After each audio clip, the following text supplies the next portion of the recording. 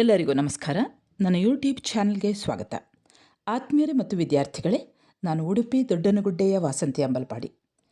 ವಿದ್ಯಾರ್ಥಿಗಳೇ ಹಾಗೂ ಆತ್ಮೀಯರೇ, ನೀವಿನ್ನೂ ನನ್ನ ಚಾನಲ್ಗೆ ಹೊಸಬರಾಗಿದ್ದಲ್ಲಿ ಮೊದಲು ಸಬ್ಸ್ಕ್ರೈಬ್ ಮಾಡುವುದನ್ನು ಮರೆಯದಿರಿ. ಹಾಗೆ ಒಂದು ಲೈಕ್ ಕೊಡಿ, ಕಮೆಂಟ್ ಮಾಡಿ ಮತ್ತು ನಿಮ್ಮ ಸ್ನೇಹಿತರಿಗೂ ಕೂಡ ಶೇರ್ ಮಾಡಿ.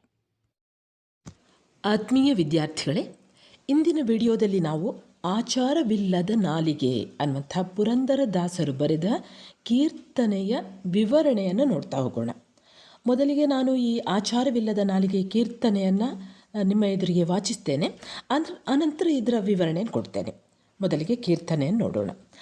ಆಚಾರವಿಲ್ಲದ ನಾಲಿಗೆ ನಿನ್ನ ನೀಚ ಬುದ್ಧಿಯ ಬಿಡು ನಾಲಿಗೆ, ವಿಚಾರವಿಲ್ಲದೆ ಪರರ ದೂಷಿಸುವುದಕ್ಕೆ ಚಾಚಿಕೊಂಡಿರುವಂಥ ನಾಲಿಗೆ, ಪ್ರಾತಃ ಕಾಲದೊಳೆದ್ದು ನಾಲಿಗೆ ಶ್ರೀಪತಿ ಎನ್ನಬಾರದೆ ನಾಲಿಗೆ, ಪತಿತ ಪಾವನ ನಮ್ಮ ರತಿಪತಿ ಜನಕನ ಸತತವು ನುಡಿಕಂಡ್ಯ ನಾಲಿಗೆ, ಚಾಡಿ ಹೇಳಲು ಬೇಡ ನಾಲಿಗೆ ನಿನ್ನ ಬೇಡಿ ಕೊಂಬೆನು ನಾಲಿಗೆ, ರೂಢಿಗೊಡೆಯ ಶ್ರೀರಾಮನ ನಾಮವ ಪಾಡುತ್ತಲಿರು ಕಂಡ್ಯ ನಾಲಿಗೆ, ಹರಿಯ ಸ್ಮರಣೆ ಮಾಡು ನಾಲಿಗೆ ನರಹರಿಯ ಭಜಿಸು ಕಂಡ್ಯ ನಾಲಿಗೆ, ವರದ ಪುರಂದರ ವಿಠಲರಾಯನ ಚರಣ ಕಮಲ ನೆನೆ ನಾಲಿಗೆ, ಆಚಾರವಿಲ್ಲದ ನಾಲಿಗೆ ನಿನ್ನ ನೀಚ ಬುದ್ಧಿಯ ಬಿಡು ನಾಲಿಗೆ, ವಿಚಾರವಿಲ್ಲದೆ ಪರರ ದೂಷಿಸುವುದಕ್ಕೆ ಚಾಚಿಕೊಂಡಿರುವಂಥ ನಾಲಿಗೆ. ವಿದ್ಯಾರ್ಥಿಗಳೇ, ಈಗ ನೀವು ಪುರಂದರದಾಸರು ಬರೆದಂತಹ ಆಚಾರವಿಲ್ಲದ ನಾಲಿಗೆ ಇದರ ವಾಚನವನ್ನು ಕೇಳಿದ್ರಿ. ಆಚಾರ ಇರದೇ ಇರುವಂತಹ ನಾಲಿಗೆ, ಇದರ ಬಗ್ಗೆ ಪುರಂದರದಾಸರು ಏನು ಹೇಳ್ತಾರೆ ಅಂದರೆ, ಎಲ್ರಿಗೂ ಕೂಡ ಬಾಯಿಯ ಒಳಗೊಂದು ನಾಲಿಗೆ ಇದೆ. ನಾಲಿಗೆ ಎಲುಬಿಲ್ಲ ಅಂತ ಹೇಳ್ತಾರೆ. ಆ ಎಲುಬಿಲ್ಲದ ನಾಲಿಗೆ ಹೇಗೆ ಬೇಕಾದರೂ ಆ ಕಡೆ ಈ ಕಡೆ ತಿರುಗ್ತದೆ. ತಿರುಗಿದರೆ ಏನಾಗ್ತದೆ ಅನ್ನುವಂಥದ್ದನ್ನು ಇಲ್ಲಿ ಪುರಂದರದಾಸರು ಹೇಳ್ತಾರೆ. ದಾಸರೆಂದರೆ ಪುರಂದರದಾಸರಯ್ಯ ಅನ್ನುವಂಥ ಹೇಳಿಕೆಯನ್ನು ನೀವು ನೋಡಿರ್ಬೋದು. ಪುರಂದರದಾಸರು ಹೇಳ್ತಾರೆ, ಸಾಮಾನ್ಯವಾಗಿ ಮನುಷ್ಯನಲ್ಲಿ ಇರುವಂಥ ಒಂದು ದುರ್ಗುಣ, ಅವಗುಣ ಅಂತ ಹೇಳ್ತೇವೆ. ನಾಲಿಗೆಯಲ್ಲಿ ಇರುವಂಥದ್ದು ಈ ದುರ್ಗುಣ, ನಾಲಿಗೆಯಲ್ಲಿ ಇರುವಂಥದ್ದು. ಬೇರೆ ಬೇರೆ ರೀತಿಯಲ್ಲಿ ಈ ದುರ್ಗುಣಗಳು ಇರ್ತವೆ. ಆದರೆ ಪುರಂದರದಾಸರು ಹೇಳ್ತಾರೆ, ಈ ಆಚಾರವಿಲ್ಲದ ನಾಲಿಗೆಯಲ್ಲಿ ಈ ನಾಲಿಗೆಯ ಒಂದು ದುರಭ್ಯಾಸ, ಕೆಟ್ಟ ಗುಣಗಳು, ಈ ಕೆಟ್ಟ ಗುಣಗಳನ್ನು ತಿದ್ದಿ ಭಗವಂತನ ನಾಮಸ್ಮರಣೆಯನ್ನು ಮಾಡಬೇಕು. ಅಂದರೆ ಭಗವಂತನ ಯೋಚನೆಯನ್ನು ಮಾಡಬೇಕು. ಯಾವುದ್ಯಾವುದೋ ಯೋಚನೆಯನ್ನು ಮಾಡಿ ನಾಲಿಗೆಯಲ್ಲಿ ಏನೇನೋ ಹೇಳುವುದಲ್ಲ, ಭಗವಂತನ ನಾಮಸ್ಮರಣೆಯನ್ನು ಮಾಡುವಂಥ ಒಂದು ಮಾಡಬೇಕು ಅನ್ನುವಂಥ ಬುದ್ಧಿವಾದವನ್ನು ಪುರಂದರದಾಸರು ಹೇಳ್ತಾರೆ. ಅವರು ಹೇಳ್ತಾರೆ, ಈ ಕೆಟ್ಟ ಬುದ್ಧಿಯನ್ನು ಬಿಡು ನಾಲಿಗೆ, ಆಚಾರವಿಲ್ಲದ ನಾಲಿಗೆ.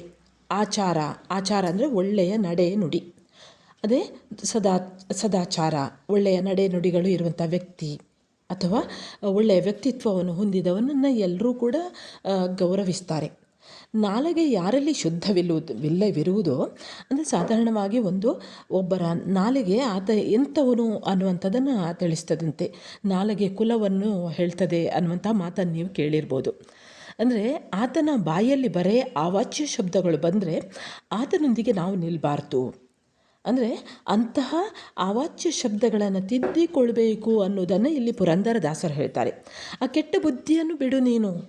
ಯಾವುದೇ ಒಳ್ಳೆಯ ಆಚಾರ ವಿಚಾರ ಇಲ್ಲದೇ ಇರುವಂಥ ನಾಲಿಗೆ, ನಿನ್ನ ನೀಚ ಗುಣವನ್ನು, ಈ ಅಶಿಸ್ತನ, ಈ ದುರಭ್ಯಾಸವನ್ನು ಬಿಡು.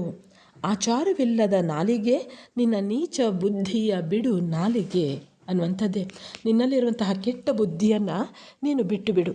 ನೀನು ಒಳ್ಳೆಯ ಆಚಾರವನ್ನು ರೂಢಿಸಿಕೋ, ನೀನು ಒಳ್ಳೆಯ ಶಿಸ್ತನ್ನು ರೂಢಿಸಿಕೋ ಅನ್ನುವಂಥದ್ದನ್ನು ಇಲ್ಲಿ ಪುರಂದರದಾಸರು ಹೇಳ್ತಾರೆ.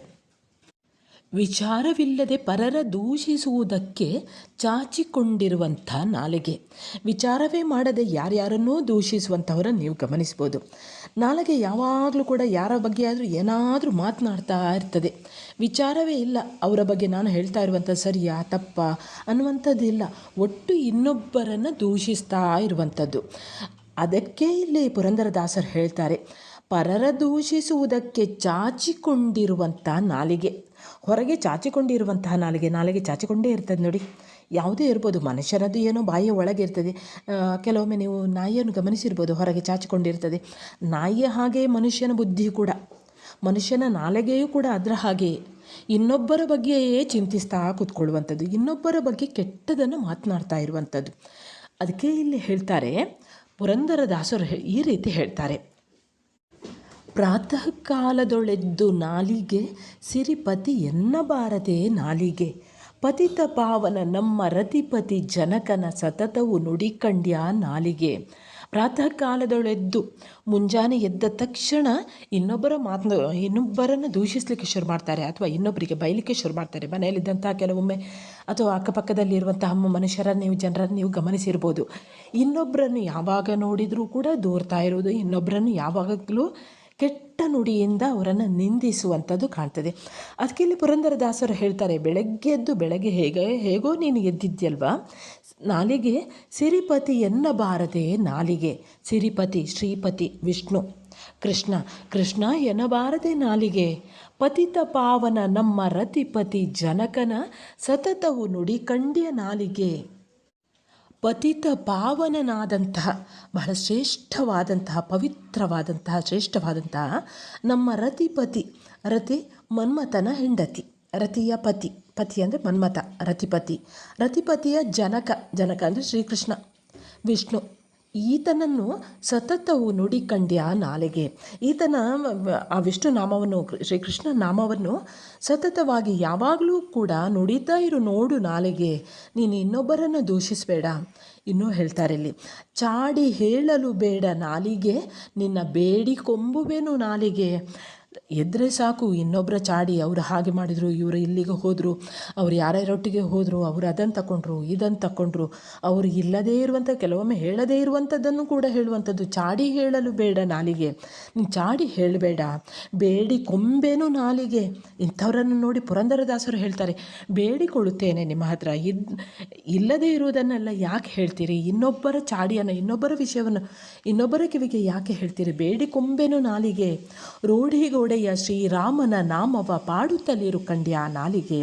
ರೂಢಿಗೆ ಒಡೆಯನಾದಂತಹ, ಈ ಭೂಮಿಗೆ ಒಡೆಯನಾದಂತಹ ಶ್ರೀರಾಮನ ನಾಮವನ್ನು, ಆತನ ಹೆಸರನ್ನು ಪಾಡುತ್ತಲಿರು, ಆತನ ಹೆಸರನ್ನು ಜಪಿಸ್ತಾ ಇರು, ಆತನ ಹೆಸರನ್ನು ಹಾಡ್ತಾ ಇರು ಕಂಡ್ಯ ನಾಲಿಗೆ.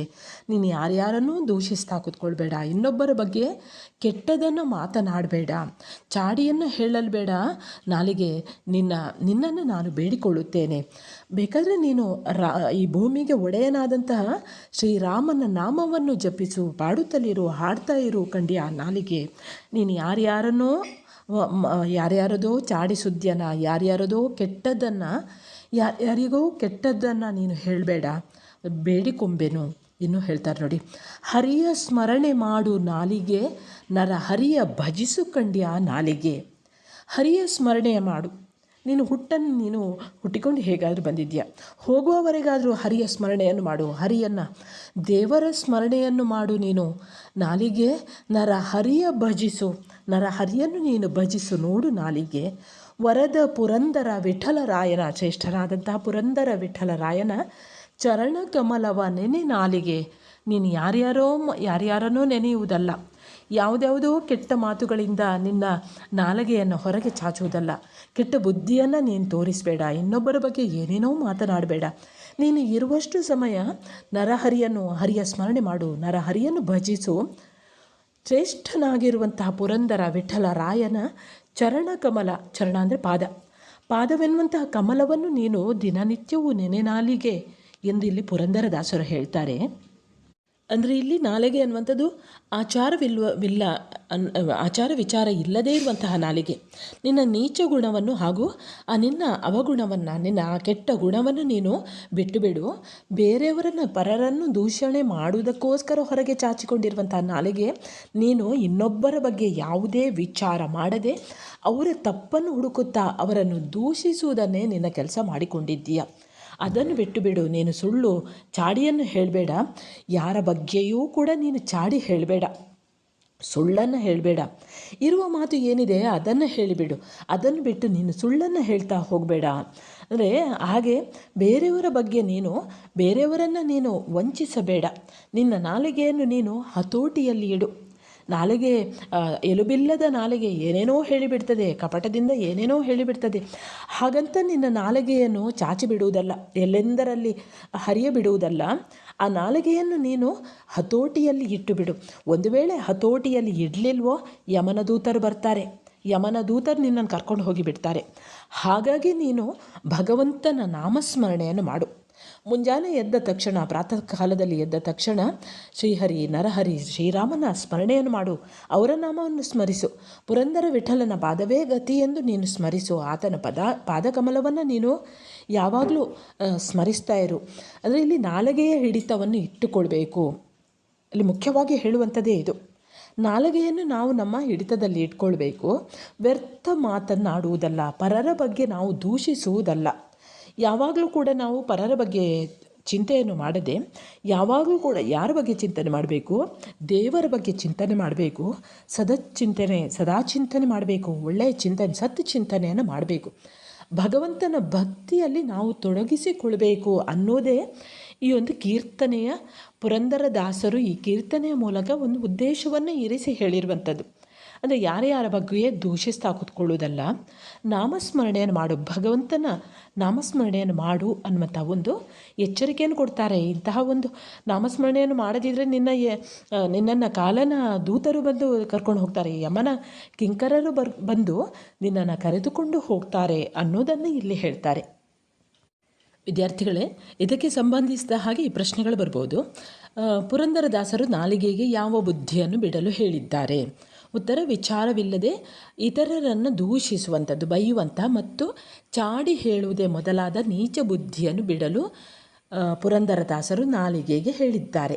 ಇನ್ನು ಮುಂದಿನ ಪ್ರಶ್ನೆ: ನಾಲಿಗೆಯು ಬೆಳಗ್ಗೆ ಎದ್ದು ಯಾರನ್ನು ಸ್ಮರಿಸಬೇಕು ಎಂದು ಕವಿ ಬಯಸ್ತಾರೆ?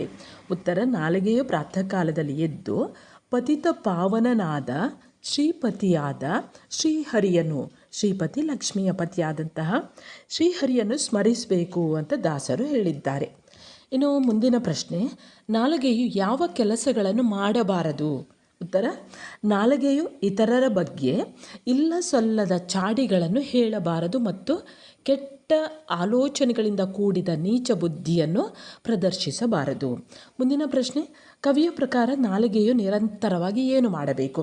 ಕವಿಯ ಪ್ರಕಾರ ನಾಲಿಗೆಯು ನಿರಂತರವಾಗಿ ಶ್ರೀರಾಮನ ನಾಮವನ್ನು ಸ್ಮರಿಸುತ್ತಾ, ಹರಿಯ ಭಜನೆಯನ್ನು ಮಾಡುತ್ತಾ, ವರದ ಪುರಂದರ ವಿಠಲನ ಚರಣ ಕಮಲಗಳನ್ನು ನೆನೆಯುತ್ತಿರಬೇಕು. ಇನ್ನು ಈ ಪದ್ಯದ ಆಶಯ: ಮಾನವನ ನಾಲಿಗೆಯು, ಉತ್ತರ ಈ ರೀತಿ ಇದೆ: ಮಾನವನ ನಾಲಿಗೆಯು ಸದಾಚಾರದಿಂದ, ಒಳ್ಳೆಯ ಆಚಾರ ವಿಚಾರಗಳಿಂದ ಕೂಡಿರಬೇಕು. ಅನ್ಯರನ್ನು ನಿಂದಿಸುವುದನ್ನು ಬಿಟ್ಟು ದೇವರ ನಾಮಸ್ಮರಣೆಯಲ್ಲಿ ತನ್ನನ್ನು ತಾನು ತೊಡಗಿಸಿಕೊಳ್ಬೇಕು. ಒಳ್ಳೆಯ ಮಾತುಗಳನ್ನು ಆಡಿ ಭಗವಂತನ ನಾಮವನ್ನು ಜಪಿಸುವುದೇ ನಾಲಿಗೆಯ ಸಾರ್ಥಕತೆ ಅನ್ನೋದೇ ಈ ಒಂದು ಕೀರ್ತನೆಯ ಮುಖ್ಯವಾದಂಥ ಆಶಯವಾಗಿದೆ. ಸರಿ ವಿದ್ಯಾರ್ಥಿಗಳೇ, ಈ ಸಾರಾಂಶವನ್ನು ಕೇಳಿಸಿಕೊಂಡ್ರೆ ಸಾಕು. ಸ್ವಲ್ಪ ವಿವರಣೆ ಕೊಟ್ಟು, ಎಷ್ಟು ವಿವರಣೆ ಸಾಕಾಗ್ತದೆ, ಅಥವಾ ನೀವು ವಿವರಿಸುವುದಾದರೆ ಸ್ವಲ್ಪ ಅದು ಹೆಚ್ಚಾಗಿ ವಿವರಿಸ್ಬೋದು, ಎಷ್ಟು ಸಾಕಾಗ್ತದೆ. ಯಾವುದೇ ಪ್ರಶ್ನೆ ಬಂದರೂ ಕೂಡ ನಿಮಗೆ ಉತ್ತರಿಸಲು ಎಷ್ಟು ಸಹಾಯಕವಾಗ್ತದೆ. ಸರಿ ವಿದ್ಯಾರ್ಥಿಗಳೇ, ಮುಂದೆ ಇನ್ನೊಂದು ಹೊಸ ವಿಷಯದೊಂದಿಗೆ ಮತ್ತೆ ಬರುತ್ತೇನೆ. ಅಲ್ಲಿಯವರೆಗೆ ನಮಸ್ಕಾರ.